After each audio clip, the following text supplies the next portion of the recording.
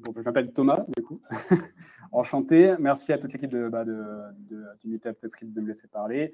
Merci à Octo de nous accueillir ce soir.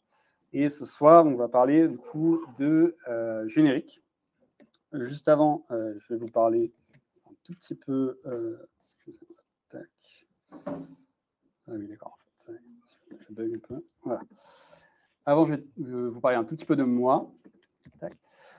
Moi, j'étais du coup tech lead full stack chez Theodo, qui est un concurrent d'Octo, hein, grosso modo, jusqu'à l'année dernière. Je suis expert en TypeScript, en React et en serverless AWS. Et aujourd'hui, je suis open sourceur. J'ai 3 libs essentiellement à mon actif. JSON Schema 2TS, qui vient faire des types à partir de JSON Schema, purement à partir de calcul de types. Castor, qui est une petite lib qui aide à faire de l'event sourcing en TypeScript.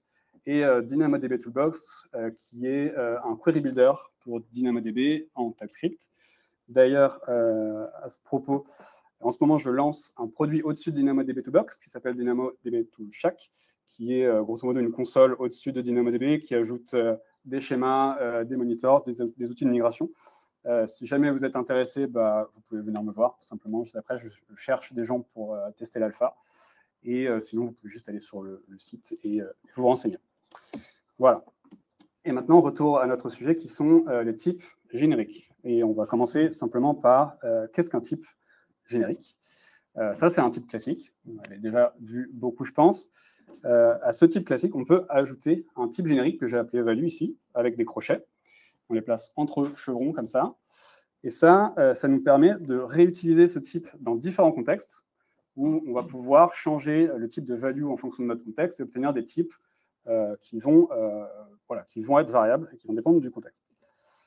Le type générique value ici, il peut avoir une contrainte de type. Par exemple, ici, j'ai contraint à ce que ce soit un string ou un number.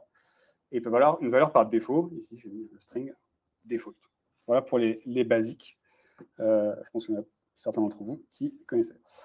Et on voit tout de suite qu'il y a un super intérêt à utiliser les types génériques, c'est que du coup, on se répète un peu moins. Quand on a des types un peu structurants, on peut mettre des types génériques dedans et puis on peut les réutiliser. Ça nous permet d'être un peu moins verbeux. Mais en fait, il y a un autre intérêt, parce qu'en fait, les génériques ils peuvent être aussi apposés à des fonctions pour faire ce qu'on appelle des fonctions génériques. Donc là, j'ai une fonction tout à fait classique qui prend une valeur et qui la met dans un objet. Okay, un peu débile. Si je l'évalue avec un string foo, par exemple, je vais obtenir value unknown comme type de retour. Le retour de ma fonction va être inféré comme étant value unknown parce que j'ai typé value comme unknown. Et en fait, on peut faire mieux. Pareil que pour les types, ma fonction, je peux lui apposer un type générique entre chevrons comme ça, value, et ce type générique va à la fois typer mes inputs, donc ici value, et je vais pouvoir l'utiliser pour typer le retour de ma fonction.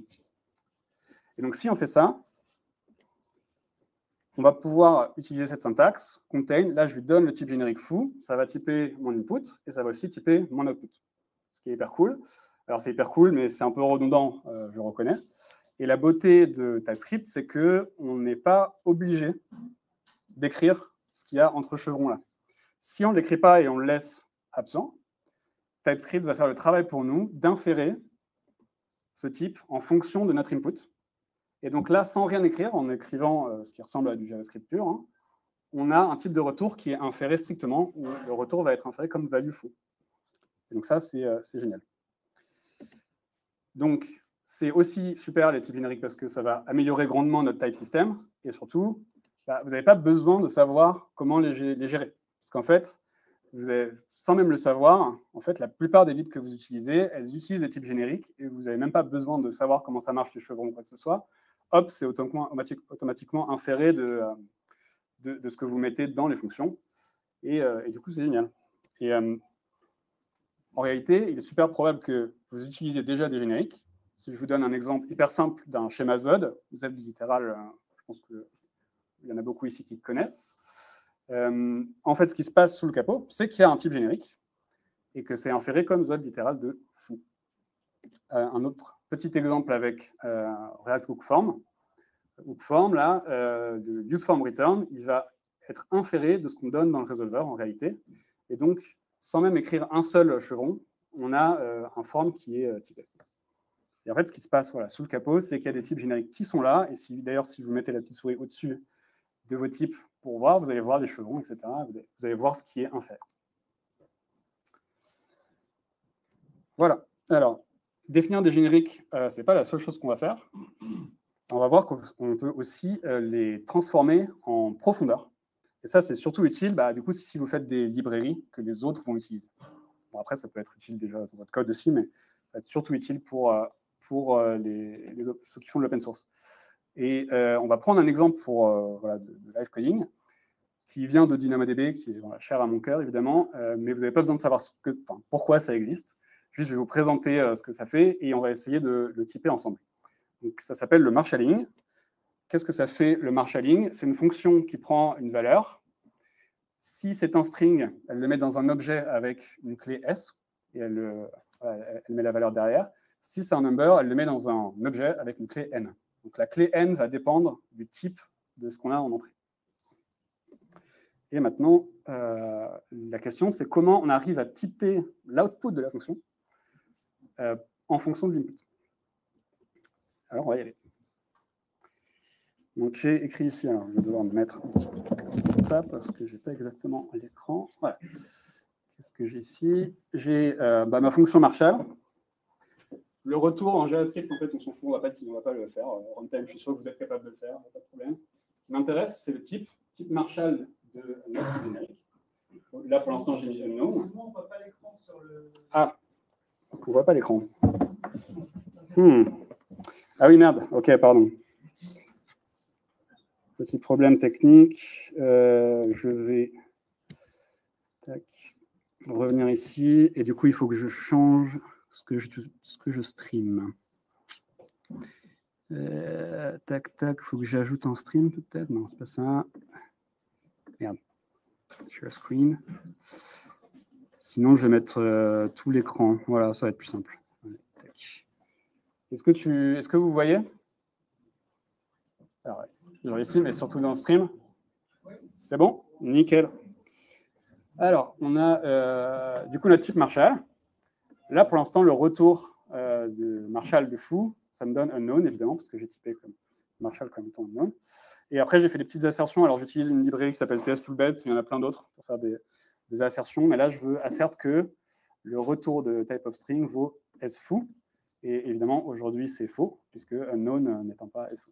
En fait, c'est le fait que ce soit égal à 1 qui ne marche pas. Est-ce que quelqu'un sait comment commencer?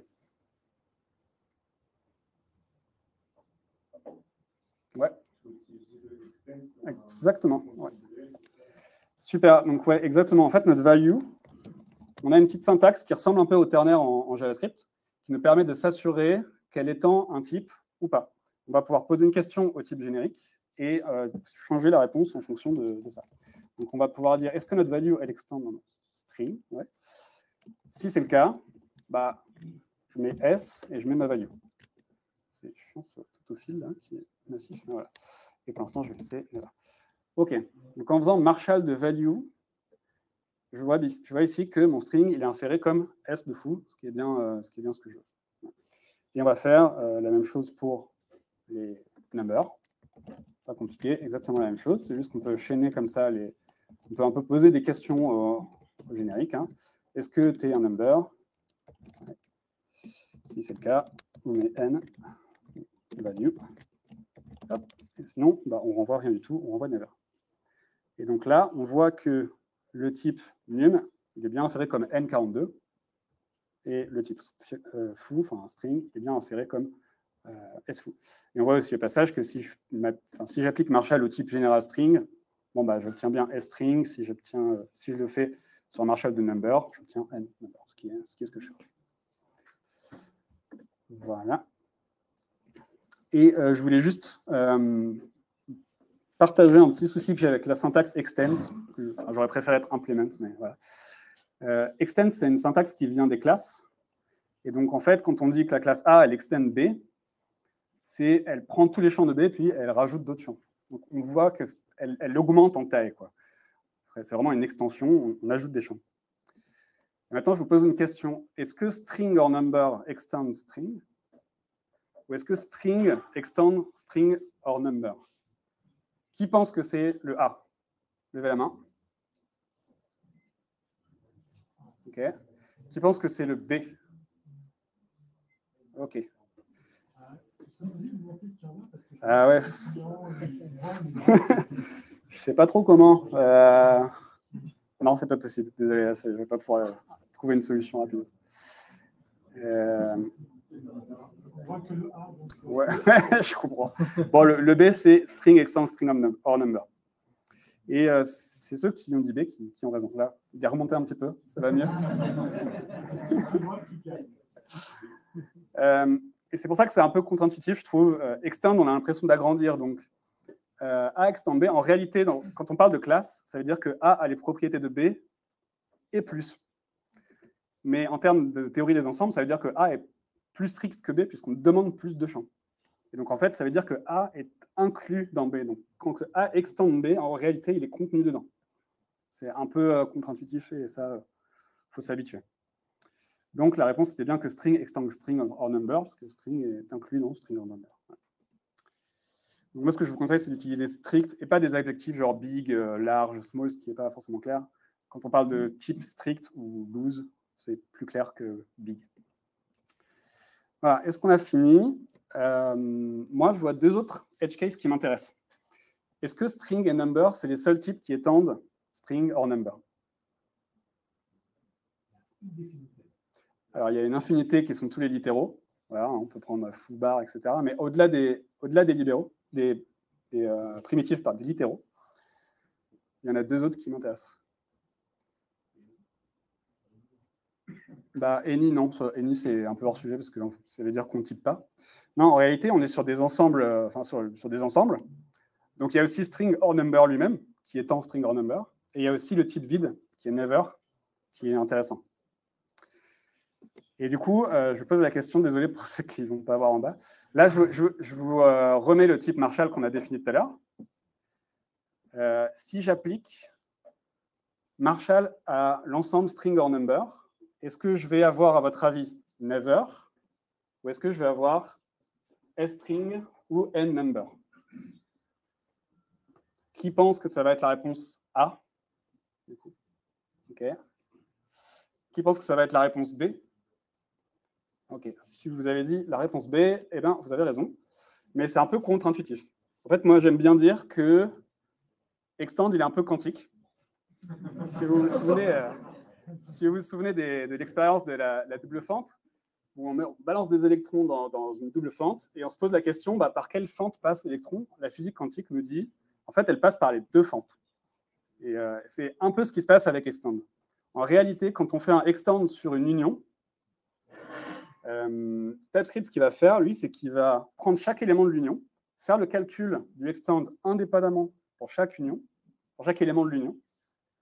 Donc là, ici, on va avoir un Marshall de string en haut, et il va réconcilier tous les résultats à la fin. Ce qui fait qu'on obtient bien string or n-number, ce qui nous intéresse. Pardon? En fonction de l'observateur? Non, c'est un peu plus quand même déterministe que ça.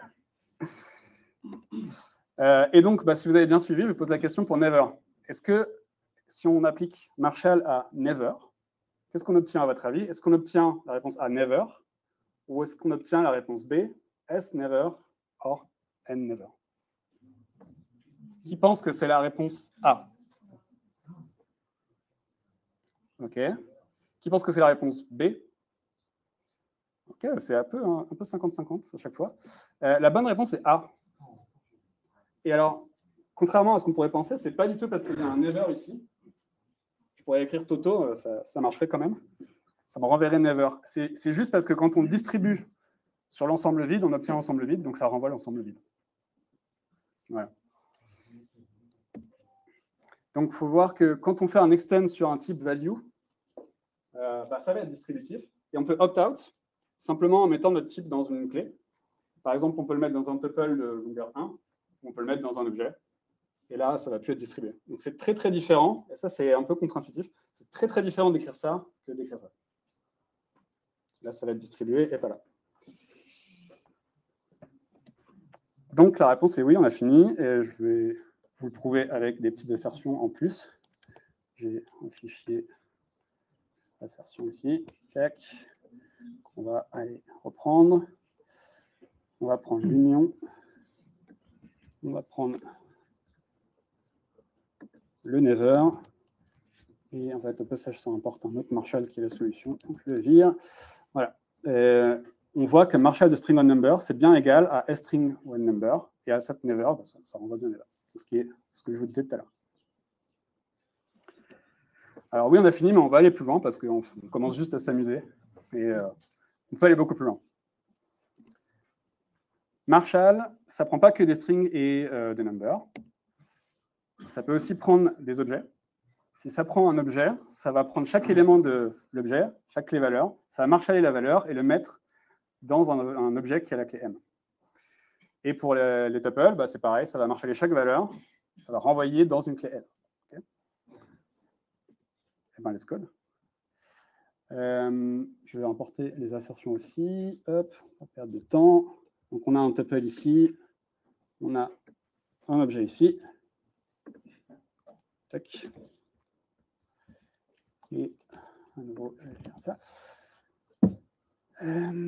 Et du coup, pour l'instant, on voit que Marshall de foo42, il n'est même pas d'accord. Ce qui est plutôt logique, parce qu'en haut, dans Marshall, j'ai mis que ça devait étendre string en number. Donc, bon, je vais virer ça. Et au passage, ce qui est intéressant, vous allez voir, c'est que mes assertions sur string et number, elles se mettent à péter. Pourquoi? Parce que si je regarde au-dessus de string, j'ai string. En fait, quand TypeScript infère votre type de vos arguments, il va l'ouvrir en fonction de la contrainte que vous avez donnée. Là, il a ouvert foo à tous les strings et il a ouvert 42 à tous les chiffres. Donc, j'ai un peu perdu en type safety. Et pour ça, depuis TypeScript 5 et je ne sais plus lequel, on peut juste écrire const value ici. Et ça veut dire que les arguments qu'on lui donne, il faut qu'ils soient stricts, on considère qu'ils ne vont jamais être touchés. Et donc, vous allez voir, ça va être en read-only aussi. Enfin, c'est un peu chiant, mais ça va marcher. OK, donc qu'est-ce qu'on se retrouve là, ici, dans notre map? On a never, bah oui, parce que, évidemment, foo42, ça n'étant ni string, ni number, donc on arrive avec never. Est-ce que quelqu'un sait comment continuer?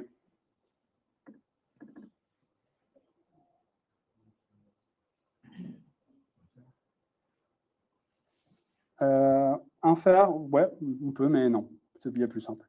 En réalité, on peut juste... déjà, on va continuer par expand object, pour continuer notre liste de edge case, quoi. Si c'est un object... Voilà. Si c'est un object, bah, on va envoyer M et quelque chose dans M. Et ce quelque chose, en fait, vu qu'on sait que c'est un objet, on va pouvoir utiliser keyOff de value et commencer à faire des calculs. C'est assez simple, en réalité. On va pouvoir dire key in keyOff value. Et tout simplement, key value key. Alors, en fait, je n'ai pas fini parce qu'il faut aussi marshaller mes values. Mais là, du coup, si je fais ça, j'obtiens un truc qui n'est pas loin de ce qu'on veut. Alors, il y a un read-only ici. Ça, c'est dû au fait que j'ai écrit const tout à l'heure. Donc, on va pouvoir le virer aussi au passage, parce qu'on peut faire des petites modifications, genre moins read-only ici. Voilà. On enlève le read-only, et ici, on va vouloir marshaller. Donc, il suffit de réutiliser Marshall. On a le droit de s'utiliser dans soi-même. Et voilà, là, on a défini map, et on a bien M, foo, M42. Et on va continuer, on va finir par le tuple. Ici, mon type générique, on voit que c'est read-only foo42. OK. La première chose qu'on va faire, c'est qu'on va le mettre avant object, parce qu'en fait, un tuple, ça extend object. Donc, on va le mettre plutôt ici. Et la question qu'on va lui poser, c'est est-ce que tu es un array? Si tu es un array, bah, on va te mettre dans une clé L. Sinon, bah, on va continuer notre liste. Sinon, on va continuer notre liste de edge case. Okay, et maintenant, qu'est-ce qu'on met dans cette clé L? Est-ce que quelqu'un a une idée? C'est pas simple. Si quelqu'un a une idée, franchement, bravo. Ouais. On peut remplacer le unknown par un infer. On va pouvoir, Mais c'est pas vraiment ça que je cherchais. Ouais. Ah, number, pour avoir le type, le nom type. C'est-à-dire number? Ah, oui, je peux aller chercher dans value de number, tout à fait. Comme ça.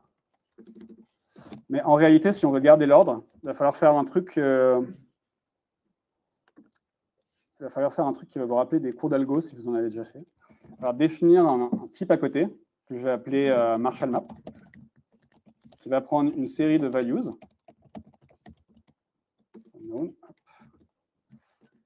et qui renvoie un result.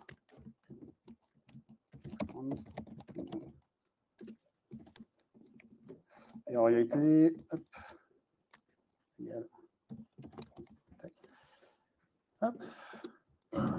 Et l'idée maintenant, c'est de se dire, en fait, on va faire une récursion sur toutes les valeurs de values, sauf que on est sur des types, donc on est complètement statique, on ne peut pas définir une variable intermédiaire qui va accumuler tous nos résultats. Donc en fait, on va juste définir un type qui va s'appeler lui-même de façon récursive. Et c'est là où on va utiliser infer. En fait, on peut faire values extend. On va lui poser une question, mais on va essayer d'aller choper les valeurs qu'il y a dedans. On va pouvoir dire infer head, infer tail. Si ce n'est pas le cas, on renvoie result parce qu'en fait, on a fini. Okay. Et si c'est le cas, bah, on renvoie Marshall Map de ma tail avec mon result. Oups, qu'est-ce que je fais? Et ma head, et que je vais marshaller en fait. Marshall head. Voilà la solution. Est-ce que je n'ai pas fait une erreur? J'ai oublié de fermer un cheval. Okay. Et maintenant, ce Marshall Map, je vais pouvoir l'appliquer sur mes values. Alors, ça ne va pas marcher parce que j'ai oublié qu'en fait, il y a cette histoire de read only. Donc, en fait, je pense que le résultat, ouais, voilà, on n'est pas bon. Là, tuple, il me dit c'est never ou c'est, je sais pas. Ah, il me dit que c'est un map parce qu'il ne passe pas dans mon check. Donc, c'est un peu relou. On peut faire ça. Donc, extend read only unknown. Tac. Là, c'est pareil. Là, c'est pareil. Tac. Normalement, là, on est bon. Donc, on arrive à tuple, list, foo, M42, ce qui est bien ce qu'on voulait. Bon, voilà, j'ai un dernier petit test pour vous. Et après, on a fini, promis. J'ai déjà bien amusé, là. Qu'est-ce qui se passe si j'ai un arrêt? Parce qu'en fait, en pratique, dans mon code, généralement, ce truc, l'argument qu'il y aura là, ça ne sera pas un tuple qui sera défini avec 2, 3, 4 éléments. Ça sera potentiellement un arrêt où je ne sais pas combien d'éléments. Donc, assert arrêt, qu'est-ce qui se passe si je Marshall string? On va regarder, on va tester.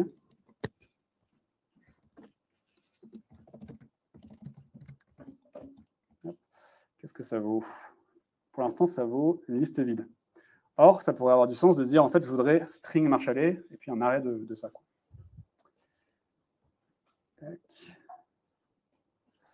Et en fait, la solution elle consiste à regarder la valeur length de ma value, ici. Si elle est fixe, si c'est un number, si c'est un littéral, c'est que je suis sur un tuple. Si elle n'est pas fixe, c'est que je suis sur un arrêt. Je vais pouvoir faire quelque chose comme ça. Est-ce que number extends value length?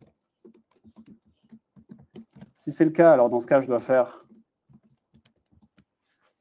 ma liste plutôt qu'un tuple, parce que number, il est inclus dans value length, ça veut dire que value length vaut number. Je ne suis pas capable de prédire la longueur de mon arrêt. Et à ce moment-là, on peut faire ce que tu mentionnais tout à l'heure, c'est qu'on peut regarder la valeur de value, on peut la marshaller.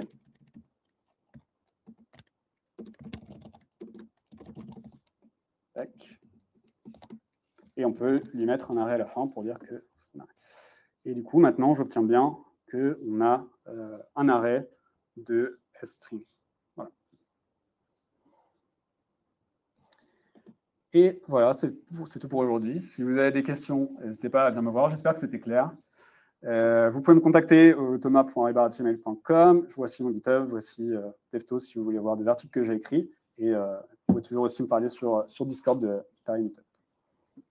Merci.